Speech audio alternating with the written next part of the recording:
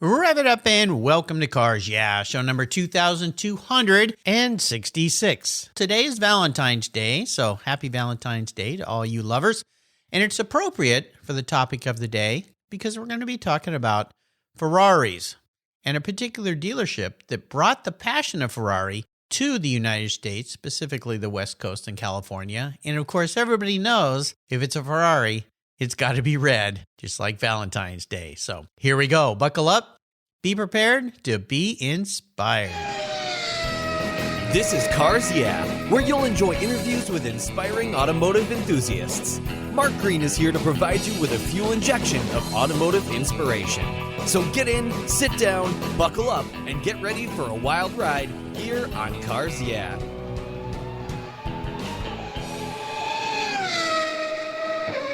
Hello, inspiring automotive enthusiasts, and welcome to Cars Yeah. Today I'm in Morgan Hill, California, with a very special guest by the name of, excuse me, now I got a frog, by the name of Jim Ciardella. Jim, welcome to Cars Yeah. Do you have it in gear, and are you ready to release the clutch? Yes, I am, Mark, and thanks a lot for having me. You're welcome, and we're going to be talking about something very fun today. Who doesn't love Ferraris? Even if you don't have one or you will never have one, I've got to think most car people have some place in their heart for the Ferrari mark. And today we're going to be talking about a great book that you put together. But first, before I give you an introduction and we dive into this book, would you share one little thing that most people don't know about you? Sure. I guess one thing that most people don't know about me, unless they're maybe a childhood friend, is that I played bass guitar in a rock and roll band when I was in high school. Wow. And our claim to fame was that we were the opening act for Sly and the Family Stone, if you remember them back in really? Wow. Yeah. Now, I have to say, though, that it was about a year before they released their famous song, Dance to the Music. Oh, okay. And so they were not really well known at the time. Yep. And once they became very popular, they didn't ask us back. They didn't ask you to come back and be their lead. Yeah. Oh, that's funny. Well, this is interesting because regular listeners to Cars Yeah know that I've had, I think, pretty a good number of people on this show who are car people that are past or current musicians. So there's some kind of a tie here to cars and music and something that kind of goes there. But I too played the guitar in high school. We had a little band that we played, and I even taught guitar when I was in college to make extra money for college to beginners. My mom had me learn from a classical guitar teacher when I was about 8. So I had to learn the scales and how to read music and do it that way, which at the time I just wanted to play a song, but he made me go through all that. But I'm grateful. I can't say that I can read music today. I've kind of not done that. But do you still play the bass? I do not. It's interesting. I have the guitar that I had back in the 1960s. Oh, wow. My brother found it, actually, and purchased it, I don't know, maybe 8 or 10 years ago, and he gave it to me as a gift. Oh, my gosh. What a cool thing. Yeah. I know it's the same one, too, because I had this crack in the neck. It was just a slight hairline crack, and I had never repaired it, and it's still there today. So I have the guitar, but I mean I could play it, but not like I did back then. Yeah, I understand. Other things get in the way. Well, one thing that's gotten in the way is a book. So I want to give you an introduction, and I want to dive into this book because I find it fascinating. It takes us on a little bit of a journey back in time to the beginnings of the Ferrari mark in the United States market and how this particular dealership brought these cars forward so that the car lovers back then could actually have them. So here we go. Jim Ciardella, and I love the last name, Ciardella. Very Italian, yeah. Worked in industry accounting, where writing was a large part of his life. His career included companies from National Semiconductor, Dulce Computer Systems, Electronic Data Systems, NDS Surgical Imaging, and many others. Along the way, he met a guy named Brian Burnett, who was the owner of Ferrari of Los Gatos, and over the years, learned about that iconic dealership via Brian's many stories. And this led Jim to authoring a book titled The Dealer, the untold story of how one California dealership fueled the rise of Ferrari cars in America. It's published by our friends at Prometheus Books. It takes us back to 1975 and forward with the no-fear attitude of an endless passion for classic cars and operating unlike any other dealer before, making owning part of the Ferrari mystique possible. We'll be back in just a moment, but first a word from our sponsors, so give them a little listen. We'll be back, and we'll be talking Ferrari. We're going to have some fun. Years ago, when it was time to renew my collector car insurance policy, my carrier's rates went up. Way up, but my usage was the same and I never made a claim. I didn't even have a ticket. So what's with that? So I turned to American Collectors Insurance. Has your collector car insurance recently raised your rates for no good reason? Tired of paying an annual membership fee? Then it's time to look around and call American Collectors Insurance. I shopped around, I asked friends for recommendations, and found a winner that I can trust. And boy, I'm glad I did. I saved hundreds of dollars every year and slept better at night knowing my baby was properly insured. American Collectors Insurance have been protecting vehicles since 1976. They provided me with an agreed value insurance policy backed by their history of taking great care of their clients. What could be better than that? So give them a call and ask for a quote today. 866-ACI-YEAH. That's 866-224-9324. And protect the ones you love like I did with American Collectors Insurance. Classic car insurance designed by collectors for collectors. For several years now, you've heard me talk about Linkage Magazine. I've been a subscriber since the start. Their talented and creative team brings you a spectacular publication and website that shares the automotive passion from a worldwide perspective. Linkage is about driving, restoring, collecting, and first-hand experience at collector car auctions and more. They bring you real-world values plus rational, experienced opinions on the current markets. They cover the automotive world and the people who share our passions. And Linkage Magazine has grown, mailing you 6 issues annually. Join me on this journey with Linkage. They're geared for the automotive life. You can subscribe at linkagemag.com.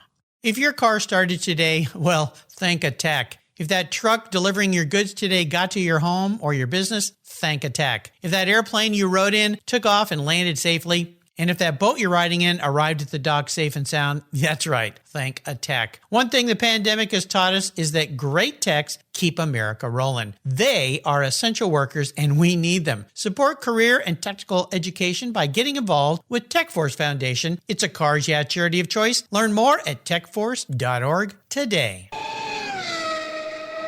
So Jim, we are back. So I want to kind of start at the beginning of what rose to create this book for you, because I enjoyed it. I got a copy here and I enjoyed going through this book. And a lot of this seemed to be focused around a friendship that you created, and that led to stories and that led to a book. But what's more interesting to me is what's the impetus for you to actually sit down and write a book? There's one thing to hear stories, but the other to actually take pen to sheet or keyboard to a computer and author a book. Sure. I think there's a couple things. I mean, first of all, I think there was just a passion inside me that I wanted to write a book for some time. I always thought I would write maybe just some memoirs of my life for my family, something like that. But I had this kind of desire inside to write. My dad was his friends always used to call him, they nicknamed him the storyteller, because at parties and gatherings, he was always full of stories to tell and people just loved to listen to him. And I think I got some of that. So I enjoy telling stories. To me, writing a book is really telling a story. And so I think it was that internal passion, but it was also, as you said, when I met Brian, I moved to Los Gatos and met Brian shortly after I moved there. I liked the guy a lot when I first met him. The night I met him, I shook hands with him and said hello. And my friend that had introduced me to him said, Brian used to own the Ferrari dealership here in town. And I just went, oh my gosh, I've been to that dealership years ago as a younger fellow, and my friends did, my brothers did. That was a really cool dealership with lots of cars to look at, not just Ferraris. And I said, I always wanted one. And, the next words out of Brian's mouth were, do you still want one? And I thought, I like this guy. He's still in sales mode, even though he hasn't had the dealership for 20 years or whatever. So I said, absolutely. And so he just picked up his cell phone. He dialed a number and I heard him say, do you still have the 308? And then I heard him say, don't do anything with it. It's sold. And he hung up. And so, it was kind of interesting. I mean, he was a different character than most of the people that I have met in my life. And so he looked at me and he said, write me a check for $10,000. I normally don't ever carry my checkbook around with me. Sure. I don't know why, but that night I had my checkbook was out in my car, Oh my gosh. in my briefcase for some reason. So I said, sure, my checkbook's out in the car. I'll be right back. I got up we were sitting at the bar to have dinner, and I got up and started walking. I got about 6 or 8 steps away, and I heard, Jim, come back. And it was Brian waving me back to the bar. And I got back over, and he said, it was just a test. Ah. He said, you don't know how many times in my life, when I had the dealership, and even after, because he's still, looking for cars for people and helping them get the car they want. He said, how many times people just, stiffed me? And he said, I just wanted to make sure that you were serious. And I said, look, I'm serious. I'm telling you right now, because he told me about the car. He said, 82 308 GTSI. It's red on tan, which was the color I'd always dreamed of. And he said, it only has 12,000 original miles on it. And I said, I told him, I'll buy the car. I'll take it. And he said, no, that's not the way you buy a car. He said, unless you or someone you trust has seen the car, you don't buy it. Right. And so he said, we'll go see the car this weekend. It was a couple of days later. If you still want it, you can get it then. So there was something there that, I kind of warmed up to the guy and I liked him. And then it turned out we lived on the same street, a couple blocks away from each other. Oh my gosh. Yeah. Wow. And so, we used to walk to downtown Los Gatos for dinner. And we were that close. And I'd run into him. And then it just started. It was 2 or 3 nights a week. We'd always go to the same place. We'd sit together at the bar and have dinner. Wow. And every night he was telling me stories about the dealership. And he finished every story with the same sentence. Somebody ought to write a book about this. I'm not kidding. And I listened to that for a year, maybe even 2 years. And just one night, I think everything, came together. And I said, Brian, I'll write the book for you. Yeah. And he looked at me and he said, well, how can you write the book? You're an accountant. And I said, Brian, I'll figure out a way. Yeah. And we did.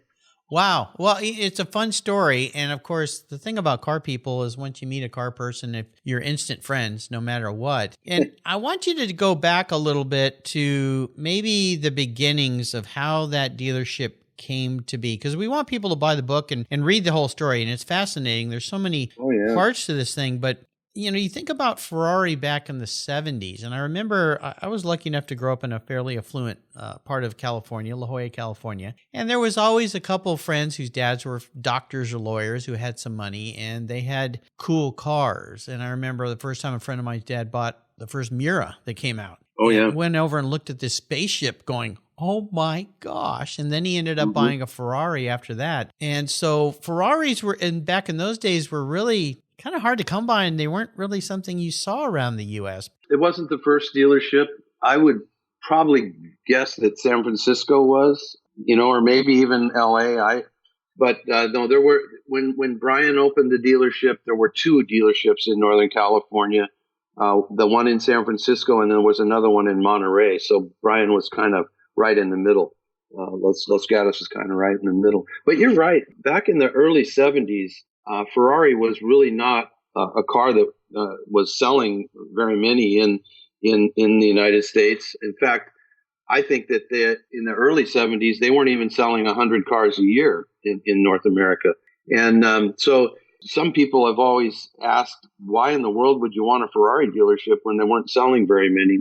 But Brian, and it starts out in the book, it tells a little bit about his childhood and how he got hooked on Ferraris, being at SCCA races with his dad, who was a cutaway artist that worked for Bob Peterson for Hot Rod Magazine. Very cool. He did drawings in Hot Rod Magazine in the late 40s and early 50s. He was a cutaway artist. So I don't know if you're familiar with that. It's where you kind of see a car from the inside out, or what it looks like under the skin. And he was very good at it. And they call him the father of cutaway art. So a lot of people have done it since then, but he probably was the guy who started. So Brian kind of grew up around cars and motorcycles and anything else that went fast. But he was at a race with his dad, and he heard a Ferrari for the first time start up at that race. It was driven by Jim Kimberly, and he was a champion driver back then. I think it was in the mid-1950s. And so that's where he kind of fell in love with Ferraris. So he wanted to be involved with Ferraris, and ever since he was about 10 years old. And at the time, he was working for the Porsche Audi dealership in Santa Clara. And just to give you a little background on him, he joined that dealership and ended up becoming the manager of the dealership when I think it was ranked around 60 in the nation. Within 2 or 3 years, it was ranked number 1 under Brian's leadership. Wow. So he was the kind of guy, he wanted to be number 1. He wanted to win. He wanted to be the fastest. He bought a motorcycle. He talked his dad into buying him a motorcycle when he was a teenager. It was a Vincent. It talked about in the book as well. And it was he bought it because it was the fastest motorcycle on earth at the time. And so that was what it was all about for him: speed, performance, number 1. Those were the things that drove him. And again, Ferrari. I think at the time, I remember reading when I was doing my research that some of the executives in Ferrari, the marketing people, didn't believe that North America was a good market for the car. They said Americans would never understand the true value of the car. They wouldn't pay the price. They don't appreciate that and all that. So, yeah. Again, it was a challenge for Brian. And I think he liked challenges, just like what he did with the Porsche Audi dealership. I don't care, we're number 60. We're going to number 1. Right. I think he took the same attitude with Ferrari. I'll show these guys what we could do. And as you said, he did it by being different. He didn't allow his people to wear a suit and tie. His sales staff, he said, we're going to wear polo shirts and jeans. And dress like the customers. That's exactly what he said. He said, people will buy a car from you if they feel comfortable. They don't feel comfortable if they come in here and we look different than them. We want them comfortable and relaxed, and that's how we'll sell cars. And it worked. It's talked about in the book, and I don't want to give away too much, but Bill Hara of Hara's Casinos and Hotels Resorts was the distributor on the West Coast, and he and his organization decided who would get distributorships. And so Brian and his partner Richard Revore had to convince Bill to get a dealership, and that took a while. And they went through a lot of ups and downs with it. As I say, the story's in the book. But they had about, I think it was something like 19 cars in the warehouse, Bill Hara's warehouse.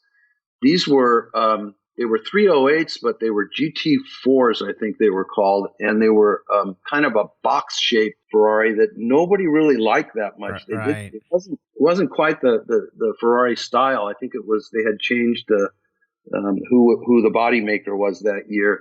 But it also, these cars were also, none of them were red. They were all strange colors. And Brian recalled that one of the employees there said, well, somebody screwed up and just ordered these cars. Nobody wants them. We can't sell them. They've been sitting here collecting dust. And they basically, he and his partner took those 19 cars as their first inventory to start with. Oh, wow. And within a couple months, I think within 40 days, they sold all 19 of them. And again, people came in, he said, every customer wanted a red one. But we said, we just came up with this saying, an answer, why would you want the same color everybody else has? Right. And people started thinking, oh, yeah, well, okay. So they bought a yellow one or a green one or a blue one. And they sold those cars, like I said, pretty quickly. They were making money within a month or two after starting the dealership, which was unheard of at the time. And they placed an order with the factory for more cars. And it was a backlog. They never had an order that big that quick. And so it was going to take them a while. So what they started doing, they started buying cars from the other dealers around North America. Oh my gosh. Wow. And, those guys had cars because they weren't most of the other dealers had other lots next door. They weren't just Ferraris. They had BMWs or Chevys or Ford lots, and that's where they made their money. The Ferrari was just a, kind of a eye nice candy thing to to pull have. people in. Eye candy, yeah. Plus, the owner got to drive the demo car home at night, right? Right. Yeah. Well, it's fascinating, and you're right. People don't have to buy a Ferrari. That's a dream. Fascination. You think about in the 70s, the Ferrari lineup back then. I mean, now you think of it, and there's some iconic cars, but the 365 Daytonas, the Dino 246, one of my favorites, the 365 GT4 you talked about, the Berlinetta Boxer, the 308 GT4, and the GTB and GTS. And then there was the 400. And then, of course, along came the 512 Boxer. So, they had this very unique lineup. But, of course, none of them were very reliable. And they weren't daily drivers that anybody could tolerate. They were just toys and candy. But I find it fascinating that he figured out a different way to sell them. And that just the polo shirt and the jeans was a good example. When you think about a challenge, and there's two ways that I want you to maybe think about answering this. You can pick one. What was the biggest challenge for you in writing the book? Or maybe what was the biggest challenge that Brian had when you think about all the different stories, the biggest challenge he encountered throughout the years with the dealership? Yeah, so I'll tell you both. First of all, with the book, the biggest challenge I had was that when I started doing the research, I found too much information. I think I could have wrote 1,000 pages about the dealership. The book is a couple hundred pages. I had a hard time figuring out what to put in the book and what to leave out. So that was probably the biggest challenge. And it took me a long time because I was writing about everything and it was just too much. We've always said we could have wrote 3 or 4 books. We thought about trying to write sequels and not tell the whole story, but it's a hard one not to say, here's the way it started and here's the way it ended, so we had to do that. So that was my challenge with writing. As far as the challenge with the dealership, how do I want to say it? The people thought that they couldn't own a Ferrari. They couldn't afford a Ferrari. And it was kind of true because the dealers before Brian had kind of, as I said, they had their lots with their Fords and Chevys, and that's where they wanted people to be because that's where they made their money. So if you weren't either rich or famous or at least looked like you were rich or famous, you pretty much didn't even go on the Ferrari lot, and they didn't want you on the Ferrari lot. Brian, on the other hand, he wanted the average guy off the street to come in, and he wanted him to buy a car. Because Brian not only had Ferraris on his lot, he had other classic cars as well. And in fact, you mentioned the Miura. We have a story in the book about the Lamborghini that somebody came in and bought from Brian and what happened with it. It's a very, very funny and interesting story. So even the book doesn't just talk about Ferraris. It talks about muscle cars and other classic cars as well. But the challenge that he had was getting people to realize you can afford a Ferrari. And so obviously at the time, in the late 70s, this was not a good time. People didn't have money. We had recession. Recession gas crisis. Going on. Yeah. We had people lined up at the gas stations. We could only get gas on certain days of the week based on your license plate, et cetera, et cetera. And people really couldn't afford a car that you would just, take out on the weekends for an hour or two. Sure, yeah. So what he came up with, he met a bank, and the banker was willing to finance the Ferraris. Nice. This was unheard of at the time. There was no such thing as car leasing, but this guy put together something where small down payment, or Brian decided even he would take trade-ins on a Ferrari. It was really unheard of. But he, like I said, if somebody had a nice sports car, he'd put it on the lot and sell that too. So he figured out a way to offer financing to people. And that is when sales really took off, because not only were the doctors and lawyers coming in that could afford to pay cash, people were coming in that were just average off the street. I got a trade in. I can afford a monthly payment that's probably the same thing as if I went and bought a Mustang. It had a big balloon payment at the end. But what was going on at the time is the cars were going up in value. So you get to the end of your, whatever it was, 3-year payments, and the bank would refinance it. The car was worth more than it was when you bought it. Well, there's a great graphic you have in the book that says it's an ad from August 5th, 1977, Ferrari 308 GT4s, $299 per month for 35 months. 2 left. You had a red one and a white one. And then a balloon at the end of that for $13,625.15. And then it says cash or trade, tax and license, blah, blah, blah. So, yeah. So there you go. Getting creative. Well, it's a fascinating book. And I really encourage, even if you're not a Ferrari fan, you're a car fan. And I'd encourage everyone to pick up a copy. And, you know, what I love to do is buy books for friends and share them. But I want to talk a little bit about you and your passion for cars. Is there one special vehicle in your life that you could share a story about? Sure. I mean, I think it's my Ferrari. Well, I was hoping we were going to go there. Yeah. I mean, I told you kind of the story of how I got the Ferrari when I first met Brian. Sure. But there's another interesting part to this story. You know, I'm a real strong believer in having dreams and that we have the ability to make our dreams come true, that we need to visualize them and believe that they can come true. But what happened with my car is something that I didn't realize until many years after I bought it. And that is that, like Brian falling in love with Ferraris when he was a young boy, I fell in love with Ferraris probably in the 1980s when I used to watch the Magnum PI TV series. Of course, the 308. And I would never miss that show. I had a couple young daughters at the time, and I always used to tell them, Dad's going to have a car like that someday. And, you know, they usually just ignored me and kept coloring or playing with their toys. But if you fast forward to 2018, which is 30 years after I was watching Magnum PI, I stumbled across a website for the Peterson Auto Museum down in Los Angeles. And I was just starting a blog. I blogged my book for a couple years before I actually finished writing it.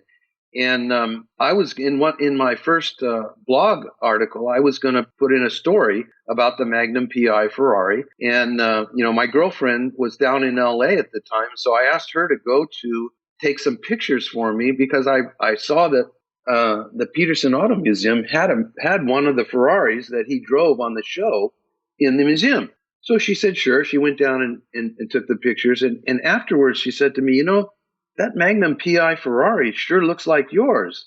And I thought, yeah, they all look the same, right? There were all red ones back then.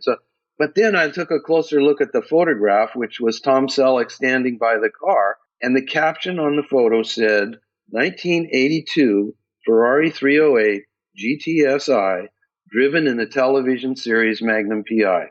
Now, this car turned out to be the same model, same year, same colors. I mean, everything the same Ferrari that was in my garage. There you go. And I thought, wow, I never realized it, but I purchased this car, the model anyhow, not the exact car, but the model that I had been fascinated by 20 years earlier. Well, you imprint these things in your mind, and they say that's one of the ways that you set goals is you have an impression. I had my first job out of college, I wanted a Porsche. And so I had a big poster of a red Porsche that hung above my desk. And that was part of my motivation of working hard and trying to get ahead and make money. And sure enough, the first Porsche ended up being a red Porsche that I got. So you make that impression on your head. Speaking of impressions, I'm going to be your car psychologist today and crawl into your head a little bit here. If you were manifest or reincarnated as a vehicle, what would you be and why? Yeah. So I came up with a car that it may surprise you, but it's a GMC Hummer SUV. Okay, now we're going to the opposite end of the world here. Yeah, I know. But, so it's not a fast vehicle. It's not a sports car. It's not anything like a Ferrari. But the reason is when I thought about the car, what pops into my mind is that it's going to get through whatever obstacle it comes up against. And, that's kind of the way that I am. In fact, maybe this is why I was a little bit, it appealed to me to have Brian as a friend because I like to be different too. I don't like to just go with the crowd. I like to do things maybe that some people think are too difficult to do. I also have just the willpower to get it done no matter what it's going to take. And that's kind of the way it was with my book. My book took 12 years from start to finish. although it was on the shelf for probably 6 or 7 years when I didn't work on it at all. And it took another year probably to get it published after that time. But during that year, I had about 160 rejections from literary agents. But I said, you know what? This is going to get done no matter what. Yeah. So when I started thinking about cars, it was the first thing that popped into my mind because you said, sense, yeah. If it was me, right? Yeah, no, so, I think it makes sense for this. And, I mean, J.K. Rowling's had a lot of people reject Harry Potter and look where she ended up. So, it's like all my race car driving guests say, never, ever give up. And of course, we always talk about books here. And again, the name of the book is The Dealer: How One California Dealership Fueled the Rise of Ferrari Cars in America, by our guest today, Jim Ciardella, and is published by our friends at Prometheus Books. Now, I'm going to enable you to go on what I call the ultimate drive today, Jim. This is kind of a fun fantasy. I'm going to provide you with any car. I'm going to park it in your garage. Don't worry about the cost because I'm paying for it today. You can take it on a drive, and here's the fun part. You can take anybody you'd like with you, even somebody who's no longer with us from the past. So what does this ultimate drive look like for you, and will it be in a Ferrari? Yes. Okay. It will be in a Ferrari. Good. In fact, I'd like to share 2 ultimate drives with you if I could. Oh, now you're getting a little greedy on me, Jim, but that's okay. I'll make them quick. Okay. I'll make them quick. Okay. One's just for personal reasons, but I thought a lot about this as well. And so the first thing that really popped into my head is I would want to be in a car with Enzo Ferrari. Oh gosh. Okay. And so, I said, I know what I would want to be in it when he was younger and he was still racing for Alfa Romeo. Before Ferrari, because it's not about the car for me as much as it would be about the man. Yeah. And so I said, I'd like to be in the 1934 Alfa Romeo Tipo that he drove, the BP3. And, he'd be driving and hopefully I'd be able to fit in the seat next to him because I think it was one seat, but I did see a picture of him with a second person in that car because I think back then the seats were pretty wide. Mm-hmm. And I'd really just be talking to him and asking him questions to try and figure out, really what was it that this man possessed or this young man possessed at the time that would really enable him to create what I believe is the greatest automotive marquee ever. Yeah. And so I think, you said magic wand, I can have whatever I want. Yeah, absolutely. Well, that would be fascinating. And what would be really fascinating is to bring him back to life and put him in a modern day Ferrari and get his impressions of that. A LaFerrari or something, and see, or even more interesting, show him the whole lineup and which car is he most fascinated with. Now, he'd probably say, where are the F1 cars? That's what I really want to see, right? But yeah, exactly. And I think too, in those old Ferraris, sometimes with the dual seats, one of the seats was sitting back a little bit so you could fit. You weren't shoulder to shoulder, so the driver could, flail his arms around a little bit. And maybe in that P3, I'd have to go back and look for some pictures to see if that's true. But yeah, definitely there's some pictures of he and his sidekick there. Mechanic, usually the guy that would fix the car when he broke it. Right. Yeah. Right. But you said you had a second wish. So my second one would be with my father in my Ferrari. And I'd be driving, and it would really be just to share the experience with him because unfortunately I never got to. So that's something I wish I could have done. Very cool. Well, that would be awfully special. Well, you've taken us on a fun drive today. And again, I encourage you listeners to get your hands on this book if you love Ferrari. But even, there's a business tie to this book. And I love business books and how people do things and how they make successes. And the fact that Brian figured out a way to sell cars that were very hard to sell back in the day and do it and fulfill dreams is what makes this book even more interesting to me than just a book about Ferraris. There's a lot of books like that. Before I let you go today, could you share with us maybe some parting words of wisdom or inspiration to share with folks? Sure. I as I said earlier, I'm a firm believer in visualizing things and that we all have the ability to make things happen. Sometimes we don't realize it. I thought of a couple quotes that I really like. And the first one is, it always seems impossible until it's done. And that was said by Nelson Mandela. So you can imagine what where his thinking was. Then the other one I really like. Oh, I just realized this is a car guy too, and I didn't even think about that when I wrote it down. But it says, "If you think you can, and if you think you can't, you can't." Yeah, and that's Henry Ford. Yeah. So, it's. I think that all of us, I'm sure that there was a time. In fact, I had close family members that said to me, "What are you doing writing a book? You don't know how to write a book." Even Brian, well, how can you write it? So you always have the naysayers that think you can't do it. Right. So I Prove think them wrong, right? And that's what the book is all about. Is how Brian proved the world wrong. That we talked about Ferrari only selling under 100 cars a year.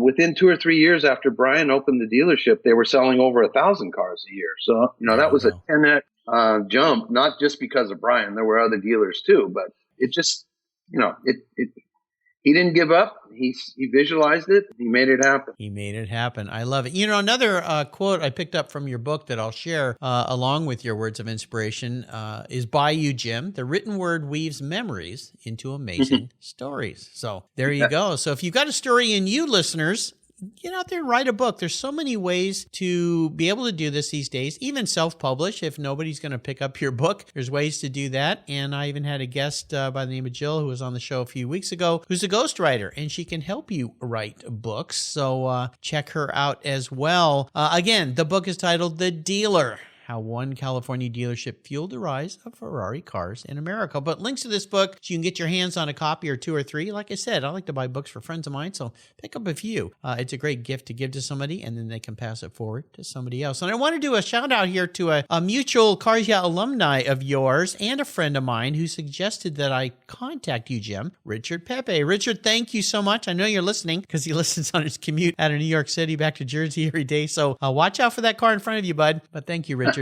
Very kind of you to put us together today. Jim, thanks for being so generous with your time and sharing this wonderful story with us. Until you and I talk again, I'll see you, hopefully in a Ferrari, down the road. All right. Sounds great, Mark. Thank you. You're welcome.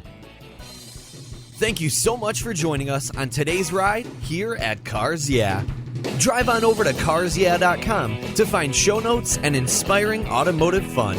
Download your free copy of Filler Up, a fun book filled with gorgeous photographs of fuel filler fun, including quotes from more inspiring automotive enthusiasts.